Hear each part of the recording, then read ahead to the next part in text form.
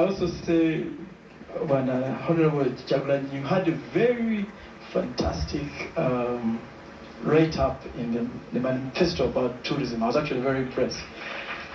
I think my only concern is that it's not being sold well. I think we need to sell that dream. Yeah, it needs to be sold a little bit more. I also want to say that tourism, the reason why they say tourism is Uganda's or lowest hanging fruit is because of the potential we have. The great weather, the mountains, the lakes, the rivers, the people, the culture. It's just so low. And the tourism this year earned the whole world about $10 trillion. But if you just remove the $10 trillion and put on the side and go just for sports tourism is one of the fastest growing sectors. And Ugandans are extremely very talented. It's just that a lot of them don't have the opportunity. This year, sports tourism earned $800 billion across the world. By 2032, it will be earning $2.2 trillion just by doing sports. Amos Wekesa, in the words of the incumbent, therefore, one of our biggest challenges as a country is that Uganda is not a brand. Every Ugandan must talk about this brand called Uganda. We're going to put the shelves out there. I would like to hear from the candidates what type of brand Uganda would be, because right now it's a brand which is partly majorly not known. If it's known, it's not known for the good things. What kind of positive brand can you guys put on the shelves in the world? All right, thank you so much, Amos Wekesa. We also do have Yvonne Mpambala that is on the floor this evening, and she too has reactions. Yvonne?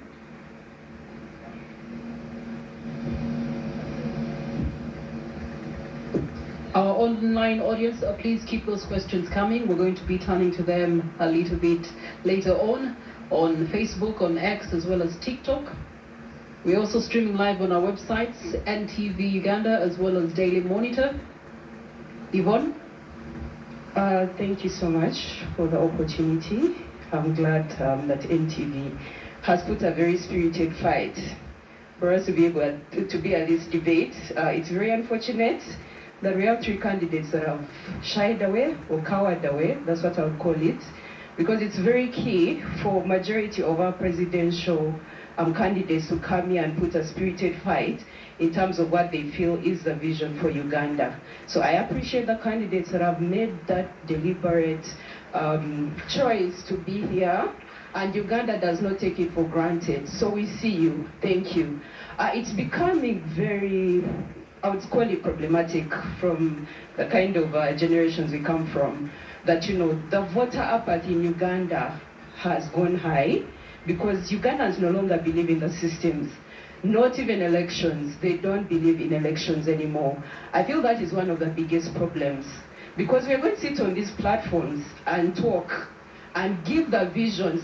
Alternatively, majority of you have very good visions for this country, but we don't want to lie that Ugandans might not be listening because they've given up. What is the vision to make Ugandans believe again? Past just the normal words we put out, past the manifestos. Sometimes we are too lazy to read these things. I don't want to lie to you. So we don't see the vision from those booklets. We don't see, what do we do to bring the hope back to Ugandans, that Uganda can transform and become a better country where all systems work, where we believe in the kind of leaders we're putting in place, where we are sure that we are all included. I'm seeing so many men seated in front of us. What makes you think that the voices of women are included in the discussions you're having? These are tough questions, because we feel as good leaders, if you're going to cover for majority of the population, what is your fight? Is this largely about competition just for presidential, or you have an actual voice for saying we want all Ugandans included? All right, thank you so much, Yvonne.